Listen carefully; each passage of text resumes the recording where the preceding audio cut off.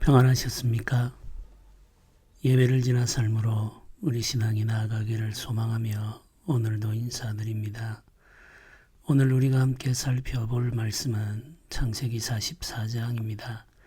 1절부터 17절까지 말씀을 우리 함께 읽어보겠습니다.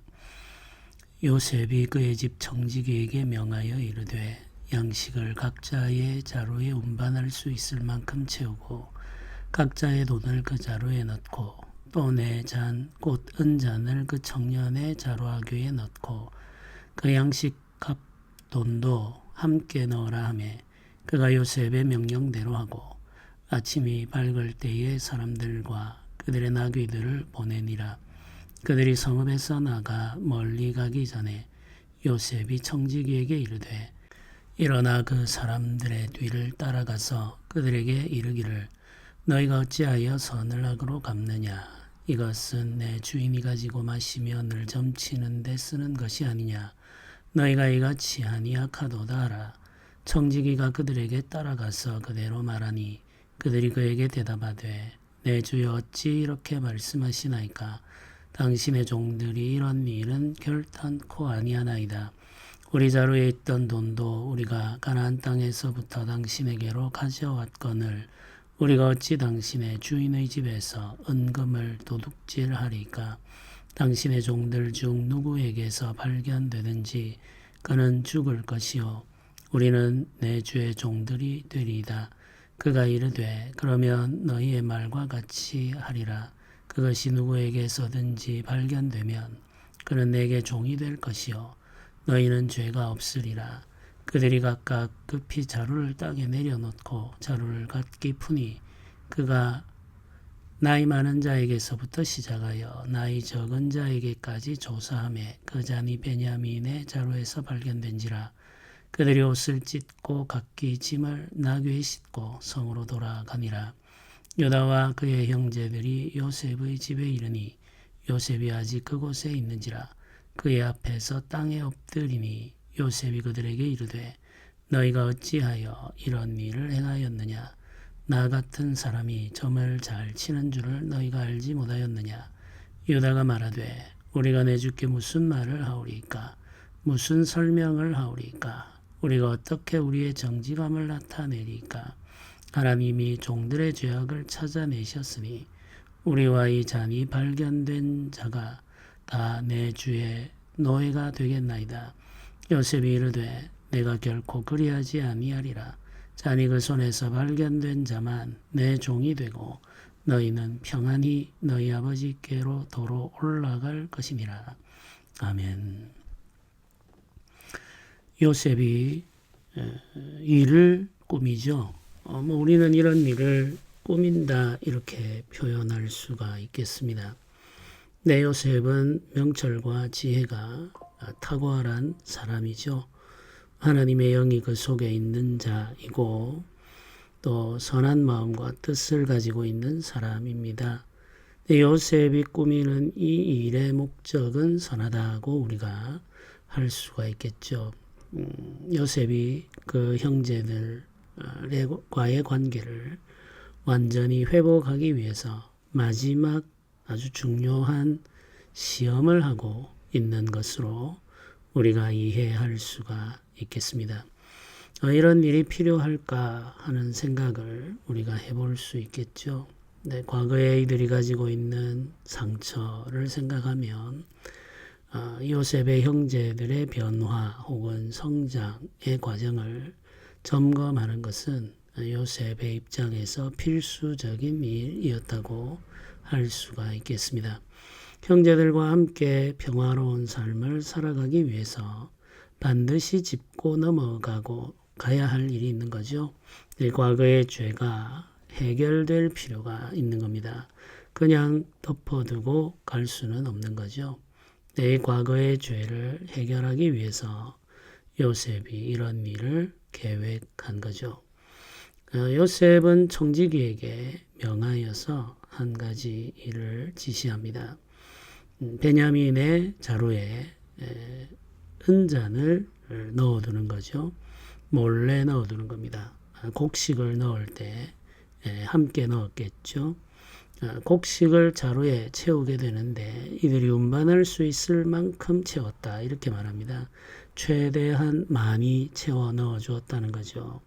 이들이 돌아가서 가족들과 함께 먹을 때 부족함이 없는 충분한 양을 채워 넣고 그 위에 은잔을 넣어 두었다. 이렇게 지금 이야기하고 있습니다.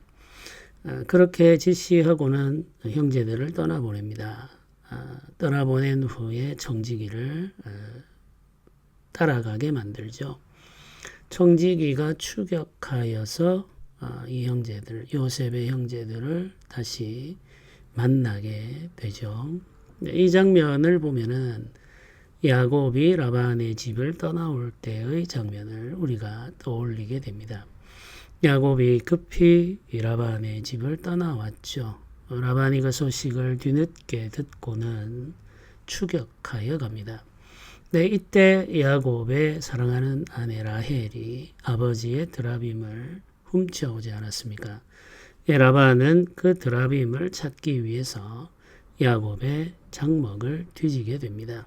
그러나 찾지 못하고 돌아가게 되죠.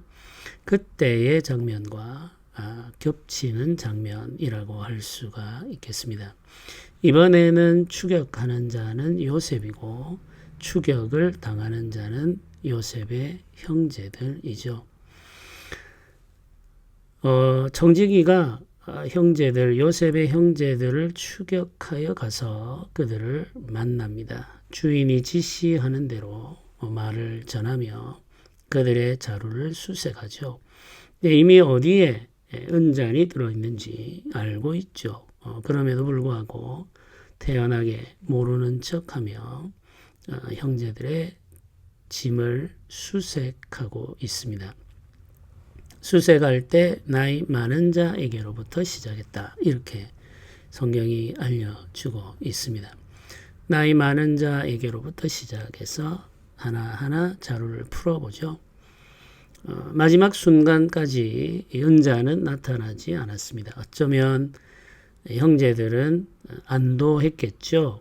자신들은 은잔을 훔쳐온 일이 없기 때문에 사실 두려워할 일이 없었던 거죠. 그럼에도 불구하고 만에 하나 일어날 수 있는 일의 가능성 때문에 두려워하는 거죠. 왜 그러냐면 이전에 곡식을 사러 왔을 때 그들이 값을 다 지불했는데 그 돈이 자신들의 자루에 들어있는 것을 보지 않았습니까? 그때의 일이 어떻게 이루어졌는지 이들은 아직도 모릅니다. 그러니까 이번에도 그런 일이 일어날 수 있다는 불안과 두려움이 그들에게 있었겠죠. 마지막 순간까지 은자는 나타나지 않았습니다. 그러나 불행하게도 베냐민의 자루에서 은잔이 발견되죠. 그때 이 형제들이 한 일을 성경이 13절에 기록하죠. 그들이 옷을 찢고 이렇게 기록을 하고 있습니다. 엄청난 충격과 고통을 표현할 때 옷을 찢는다고 말하죠. 이 옷을 찢는 행위는 그들의 마음의 상태를 옷에 담아서 표현하는 겁니다. 종종 성경은 회개할 때 옷을 찢는다 이렇게 표현합니다. 이들이 옷을 찢었다라는 말은 그들의 마음이 완전히 부수어졌다는 의미이고 마음이 부수어진 상태에 이를 때 사람들이 하게 되는 것이 바로 회개입니다. 옷을 찢고 짐을 나기 위해 씻고 성으로 돌아갔다 이렇게 말하죠. 애굽으로 돌아갔다 이런 뜻입니다. 옷을 찢었으니까 이들은 지금 깊은 슬픔에 빠져들었죠. 모든 형제들이 함께 같은 감정을 느끼고 있습니다. 이게 굉장히 놀라운 일입니다. 우리는 43장 마지막 부분에서 형제들이 함께 즐거워했다는 말씀을 읽었습니다. 요셉이 준비한 만찬, 그 만찬의 자리에서 형제들이 함께 즐거워했죠.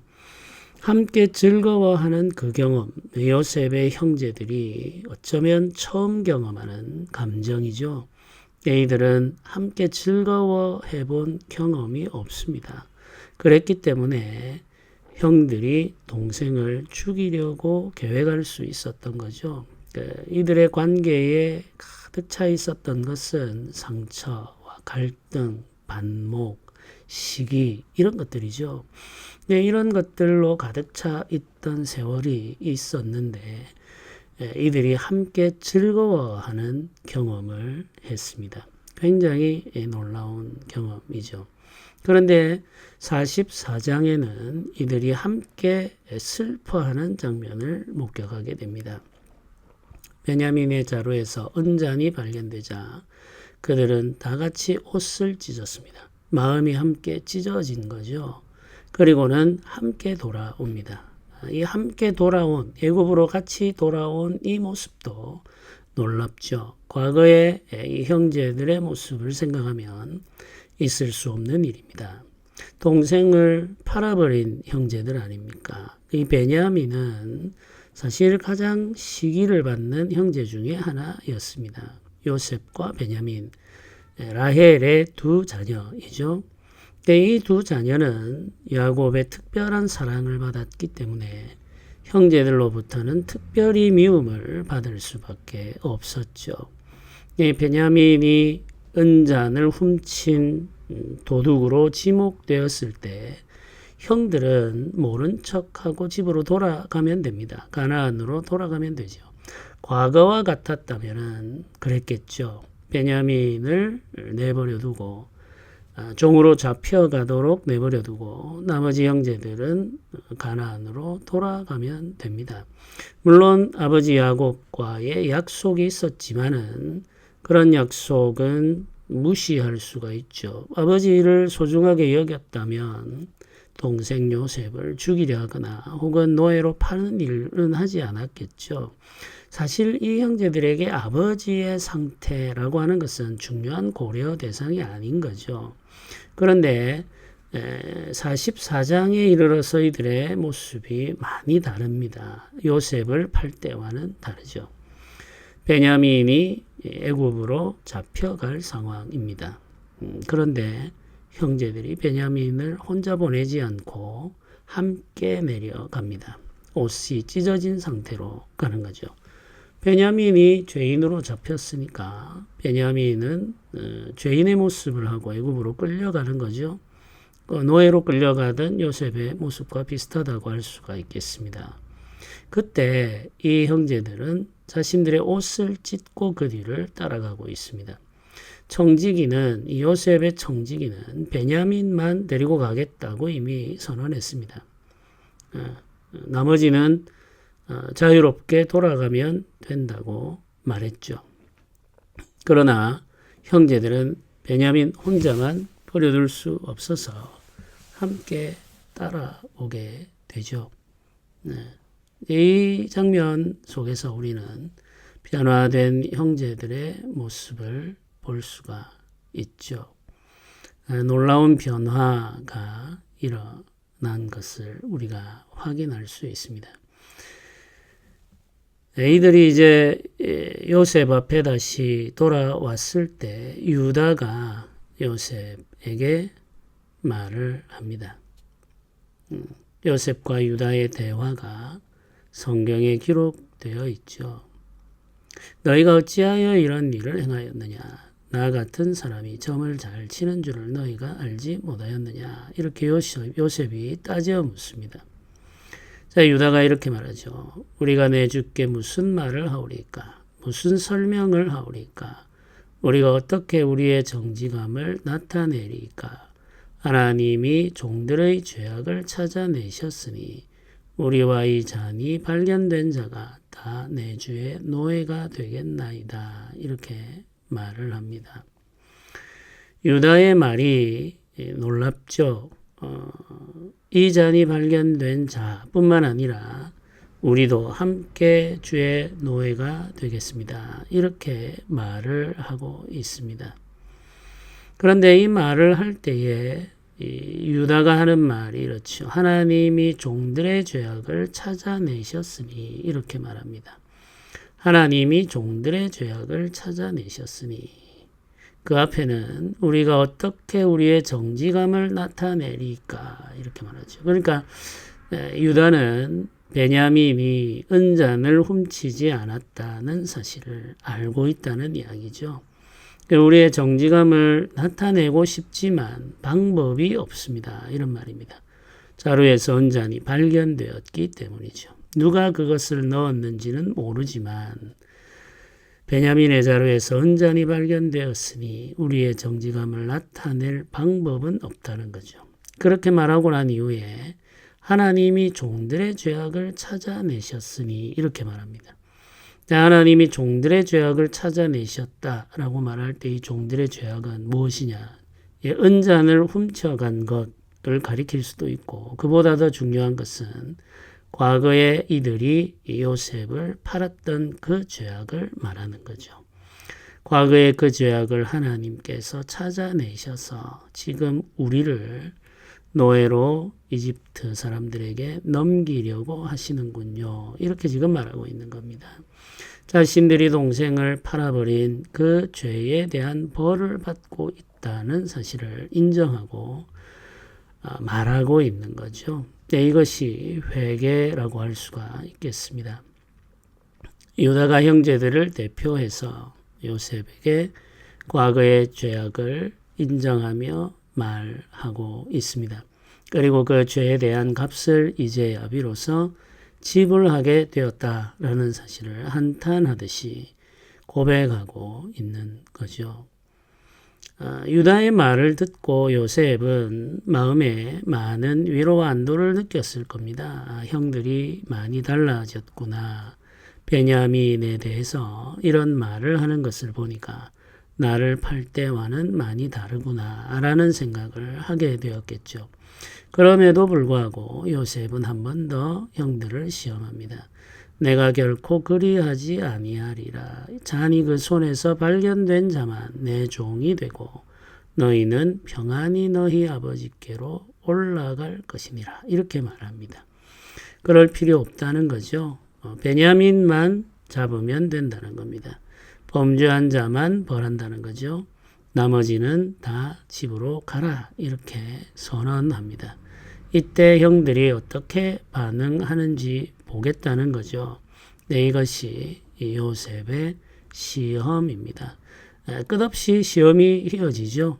물론 이제 이 시험도 끝이 나게 됩니다만은 계속해서 그 형들의 마음을 시험하고 있습니다. 이 시험은 넘어뜨리려 하는 것이 아니라 온전하게 하는데 목적이 있음을 우리는 알고 있습니다.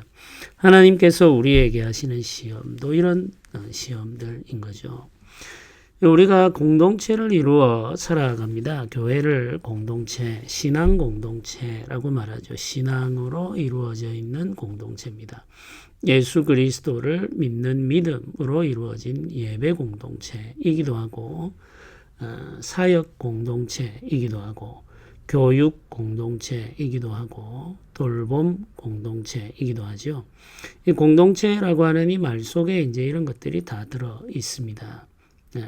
사역도 하고 돌보기도 하고 교육도 하고 예배도 하죠. 이 공동체라는 말 속에는 사실 이런 모든 것들이 다 들어 있는 거죠. 이제 우리가 공동체를 이루어 살아갈 때 아주 중요한 한 가지가 뭐냐면 함께 하는 것입니다. 함께 하는 것인데 함께 한다는 것 중에 우리가 기억해야 될 것이 슬픔과 기쁨이죠. 슬픔과 기쁨을 함께 하는 겁니다. 함께 기뻐하고 함께 슬퍼하는 것. 그게 공동체의 아주 중요한 기본적인 요소죠. 슬픔을 함께 느끼고 기쁨을 함께 느끼는 이것이 공동체적 삶에 있어서 가장 기본적인 요소 중에 하나라고 할 수가 있습니다. 그런데 우리가 늘 경험하며 살아가듯이 기쁨을 함께 느끼는 것도 어렵고 슬픔을 함께 느끼는 것도 어렵습니다. 누군가가 기뻐할 때 같이 기뻐하기가 참 어렵죠. 누군가가 슬퍼할 때 함께 슬퍼하기가 정말 힘듭니다. 그게 이제 우리가 가지고 있는 본성 때문이죠. 죄의 본성 때문입니다. 누군가가 기뻐할 때 내 마음은 기쁘지가 않습니다. 불편하죠. 누군가가 슬퍼할 때 내 마음 속에는 내가 설명하고 싶지 않은 기쁨이 있습니다. 그게 이제 우리가 가지고 있는 죄의 모습이죠. 그런 모습을 우리는 늘 경험하며 살아갑니다. 그래서 함께 기뻐하고 함께 슬퍼하는 것이 정말 어렵고 힘들죠. 그걸 우리가 아파하면서 지금도 함께하고 있는 겁니다. 우리가 이제 기도하면서 소원해야 할 것, 그리고 우리가 힘을 써서 함께 이루어가야 할 삶의 모습이 바로 함께 즐거워하고 함께 슬퍼하는 거죠.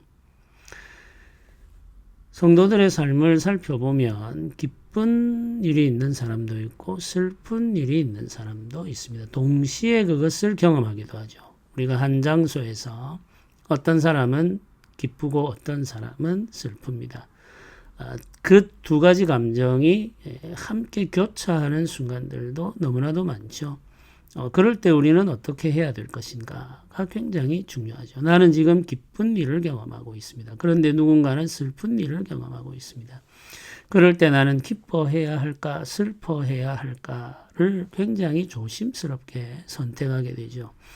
슬픈 사람도 마찬가지겠죠. 나는 지금 슬픈데 누군가에게 기쁜 일이 있습니다. 그러면 나는 기뻐해야 합니까? 슬퍼해야 합니까? 이건 너무나도 중요한 문제이면서 동시에 현실적인 문제인 거죠.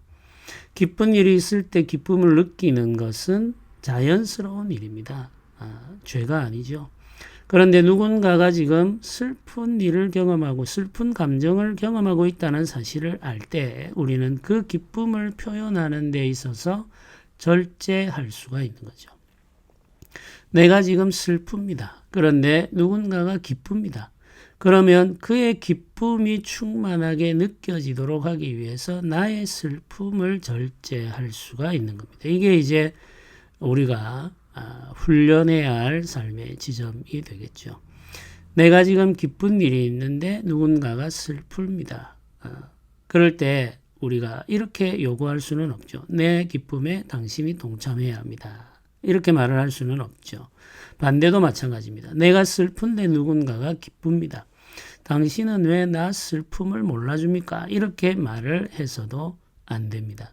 우리는 항상 우리 중심으로 생각하고 말하는 습관이 있지만 그걸 바꿀 필요가 있죠. 내가 기쁜데 누군가가 슬프다면 나의 기쁨을 절제하고 누군가의 슬픔을 살펴볼 수 있을 때 우리가 성숙한 사람이 되죠. 나는 슬픈데 누군가가 기쁘면 나의 슬픔을 억제하고 누군가의 기쁨을 축하할 수 있을 때 우리가 성숙한 자리에 나아갈 수 있게 됩니다. 그게 공동체적 삶을 이루어가는 길이죠. 힘들지만 우리가 함께 배워야 할 삶의 방식이라고 할 수가 있습니다. 요셉은 함께 즐거워하고 함께 슬퍼하는 공동체를 이루고 싶은 거죠. 그래서 형제들을 지금 시험하고 있는 겁니다. 우리는 하나님의 인도를 따라가면서 교회를 이루어 가죠. 이럴 때 계속 이런 시험을 경험하게 된다는 사실을 기억해야 됩니다. 과연 우리는 함께 기뻐할 수 있는 자인가? 과연 우리는 함께 슬퍼하고 있는가? 이 질문을 해야 됩니다. 누군가의 기쁨에 순전한 마음으로 축하할 수 있고 누군가의 슬픔에 순전한 마음으로 참여할 수 있는 그런 사람으로 우리가 변화하고 성장하고 있는지를 우리 자신을 살펴보면서 기도하며 은혜를 구해야 할 필요가 있는 거죠. 교회를 이루어갈 때 우리 자신의 삶, 우리 자신의 감정, 그리고 우리 이웃들의 삶과 그 감정을 살펴보면서 하나님께서 우리에게 진정으로 원하는 것이 무엇인지를 깨닫고 우리의 감정을 잘 다스리면서 이웃들과 함께 하는 삶을 배워가야 되겠습니다. 이 일을 이루어가는 것은 참 중요한 일이죠. 교회는 사역 공동체이기 때문에 이 일을 이루어가려는 열심이 필요합니다. 이 일을 이루어가기 위해서 우리에게 필요한 것이 바로 함께 웃고 함께 우는 거죠. 함께 즐거워하고 함께 슬퍼하는 정서적 공감, 공유 이런 것들이 우리에게 필요하다는 사실을 기억하고 오늘 하루도 주의 은혜 안에서 살아가시기를 주님의 이름으로 부탁드립니다. 같이 기도드리겠습니다. 은혜로우신 하나님 아버지 감사합니다. 주께서 우리에게 베풀어 주시는 은혜가 있어 우리가 한 교회로 부름받아 함께 살아갑니다. 우리가 함께 즐거워하고 함께 슬퍼할 수 있는 사람들이 되게 하시고 우리의 길을 인도하여 주옵소서. 우리가 주를 믿고 예배하며 함께 일하며 함께 살아가고자 하오니 우리 마음을 다스려 주시기를 원합니다. 오늘도 주의 위로와 은혜가 우리 삶 가운데 가득하게 하옵소서. 감사드립니다. 예수님의 이름으로 기도드립니다. 아멘.